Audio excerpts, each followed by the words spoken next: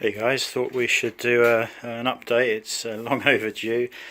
Just thought we'd look at the bike after, what is it, I think I've used it probably for 5.5, 6 months out of the months from June, and just thought we'd have a little look at what's wearing, what's visibly wearing. We've done, good question, what have we done? I think we've done about 5,000 miles or thereabouts. Okay, so we've done 4,911, and we'll just go through a few pointers. The Pirelli Rosso 2 tyres, definitely on the way out.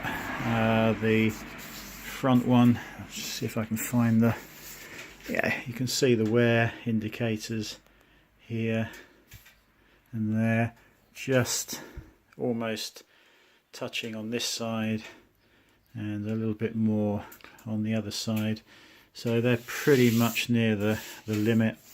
You can just feel that central position, which is the harder compound, is just slightly flattened, I would say.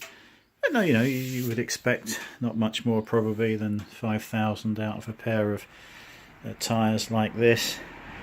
Bit of corrosion appearing now on various nuts and bolts and bits and pieces.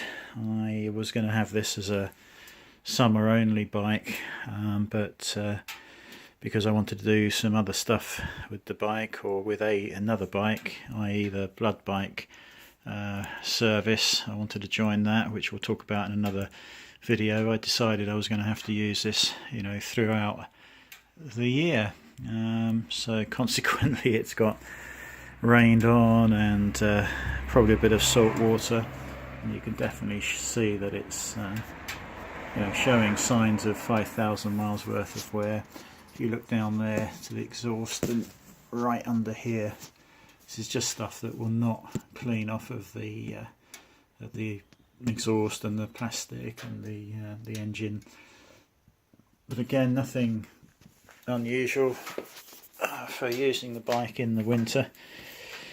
You'll remember the last video we talked about the brake light being continuously on because of this bodged cable from the front brake switch.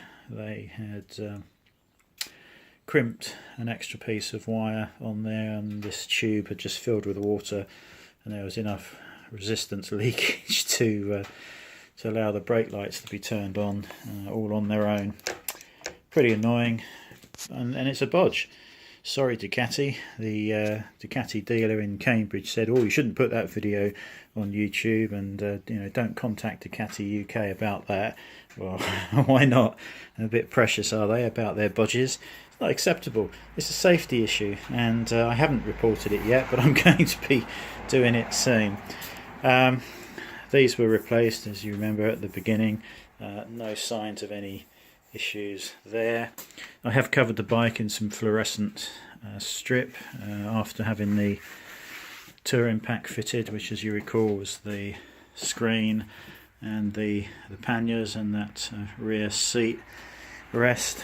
And this fluorescent stuff is just from eBay, showing a few signs of chips and stuff now, but I'll just replace it every 6-10 months as required, just so the bike can be seen, because it certainly is an issue. A stealth finish, you just can't see it very easily. I've got some side markers here, although this has just been cleaned and washed down and dried. There are still some dirty bits that probably a brush needs to get to, but you can see what I mean. You just can't get this finish to this surface to clean up properly now. It's it looks like a used bike.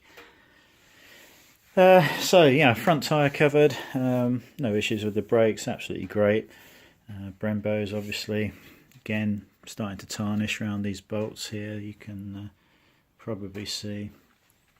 We did fit the battery charging device. It definitely needs that. The battery is garbage after a couple of days of 0 temperatures, and I think we covered removing the battery. It's actually under here. There's various bolts to take out of this cover, and the battery is inside here right at the bottom, strangely enough. So we've hardwired in this what is it, Oxford battery charger to that. We've also hardwired in the heated glove cable. Again, I haven't covered those, I don't think, but we'll do that in another video. So that was that. Oh, a couple of things. This finish is a nightmare. The slightest little ding and you simply take the finish off, and it is now covered in marks and scratches where this this surface colour has simply been removed. This doesn't work, not sure why yet. I wanted to power something from it a couple of weeks ago, and it appears not to be powering anything at all. That's a direct part of the sat-nav wiring. I've got to investigate why that should be the case.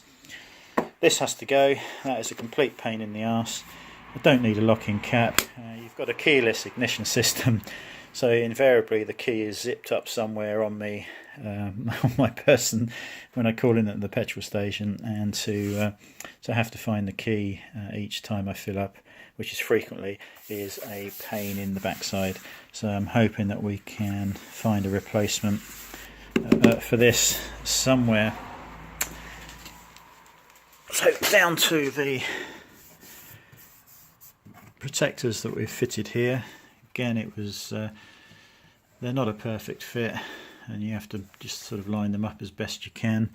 I don't think it's this side, but I think on the other side we've actually got some wear on here. I'll show you that in a minute. And there are various points that a little bit of wear is showing. I think it's on the other side actually. Yeah, they're a good example of the corrosion that's happening. That finish is all but gone, leaving this sort of corroded look. I think that's mainly because this is where your boot is sat up next to, and it's just worn it off. Again, a little bit here. You can see that finish has gone. Don't really know what's touching it there to have rubbed that off. One thing to remember is when you're cleaning this, especially if you use a hose or something like that, it's very easy to get water underneath the seat, and it will collect in a couple of areas. So what I do is make sure the alarm, which is just under the seat, is wrapped up in a polythene bag, and there is a cloth also pushed into 2 different places to catch any water that seeps under there. Panniers been fine, no issues there. I've got a Netgear AC810 that sits in here, and that's wired up to these 2 antennas, and that gives me broadband when I'm on the go. It's with 3 and my phone is with O2, so between the 2 networks I'm pretty much guaranteed that I've got network coverage for various reasons. Let's have a closer look at this number plate. You remember the first one that came with the bike was absolutely bloody rubbish. Well, had this made up locally, and I've got a lot of reflections on here. But all these marks, it's not on the surface. It's actually inside the number plate. So again, you know, just bloody rubbish. Why can't we get a decent number plate made up from somewhere? I mean, really? Great big scratch in it. Just garbage. Right, so on to this rear wheel. I don't know whether you're going to be able to see, but that profile is totally flattened in the upright position. Again, harder tread compound in the middle and softer on the edges. Just looking for a wear indicator. See if I can show you one.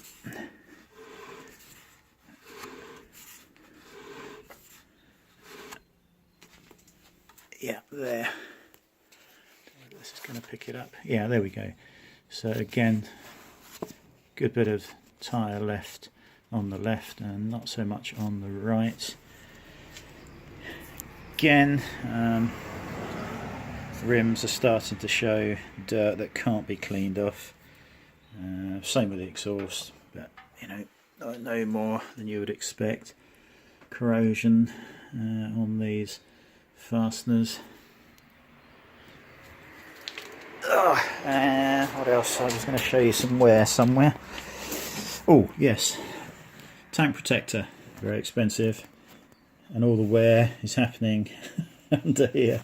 I don't know whether you can see that or not.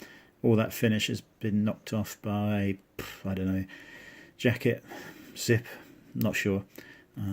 So if you are having one of these fitted, either get it fitted lower or get something else on this part here if you're bothered about protecting the finish of the tank, because that is where it's getting marked. Right, on to, oh yeah, here we go. It kind of matches the other side. I think it was similarly marked on the other side, and I'm guessing this is leather boots that are just rubbing on that. Again, taking the finish off whatever this black finish is, whether it's anodized, I don't know, but yeah, that's gone. Yeah, exhaust. Well, the exhaust was covered in marks, as you recall from the start, and it's only got worse. Well, it looks like rust, doesn't it, there now? So yeah, pleased with the bike. Still love the bike. Absolutely brilliant. New tyres. Definitely going to need them pretty soon. Oh, and something to bear in mind actually. This rear Rosso 2 is a. Let me just spin around to the size. Yeah, hopefully you can see there. It's a 240 by 45 ZR17, and this tyre was especially made for this bike. And I was looking into the options of a replacement tyre a week or two ago, or replacement tyres rather, and of course, as you'll know, the Rosso 3 is available now. I think that came out last year, the year before, and they've decided in their wisdom not to make the Rosso 3 available in that size. So there's a better tyre available, and I can't buy it for this bike. The only option appears to be buy exactly the same tyre, or I think Michelin do a Road Pilot 3 in that size, which apparently is a very good tyre. So yeah, not really sure what to do now. I mean, I've had no issues with these tyres, but it would have been nice if Pirelli had given me the choice to go with the latest technology. The 3 has to be better than the 2, you would think. So yeah, I'm just trying to think of anything else that's worth mentioning. Yeah, probably not actually. Oh yes, actually there is something. If you clean this bike and any dampness gets into this switchgear, it's going to cause you problems. The indicators wouldn't work a few weeks ago. They just weren't making proper contact. In the end I had to spray them with WD-40, and that seems to have solved the problem. Again, I think last week, when you pull this down to fire the ignition up, you then lift it up and you press the starter button. To turn it off, you have to pull this right down like that. In fact, I've started it, but you get the idea. And when I turned it off, which we'll do now, let it fire up for a second. Yeah, this would not release properly, and an error message was coming up in the display saying red button not released. So again, because water had got in there and there was some issue with the contact in there. So again, WD-40 sprayed in there, and a good movement of all of the switches seems to have solved the problem. So yeah, not very impressed with that, but yeah, there you go. There's quite a few things I haven't been impressed with this, mostly the dealers. You remember the damage to this. I don't think this phone's going to pick it up. There's a great big chip out of the paint there. I wanted that part replaced after they'd fitted it. What are we, 3-4 months down the line, still not changed. The button under here, you had to be a gorilla to get it to work, and still not been fixed. Still waiting for parts, or they've got parts and haven't bothered to tell me about it. So yeah, usual dealership stories, just a pain in the arse. But where do you go privately? There's, you know, Ducati electronics are pretty complex now. You can't just turn up at your local bike shop and expect this to be fully and correctly serviced. It's not going to happen. Right, chain wear. You know, I've been using the Silcoline titanium gel. No issues with chain wear. I keep it pretty well lubed. Actually, this looks like it's got a good coating on the outside that could do with perhaps wiping off. But no issues with the chain wear. Same with engine oil. It does use some oil.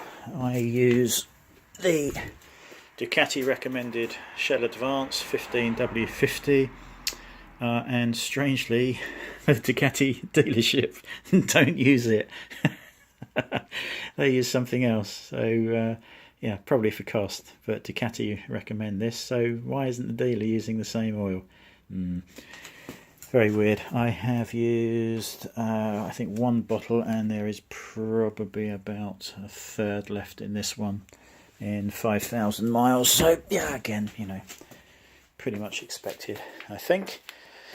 I've had a few new bits and pieces bought accessory wise, you know, for me rather than the bike, and I'll probably do separate videos for those. Just go over some gloves and another helmet and bits and pieces that I've purchased. We'll have a chat about the IAM, Rosper, and blood bikers as well, and that's it. So yeah, just a quick update on there on the bike, and you know, if you're thinking of one, great bike, great handling, just a bit of wear coming in now because of the winter use. Catch you later.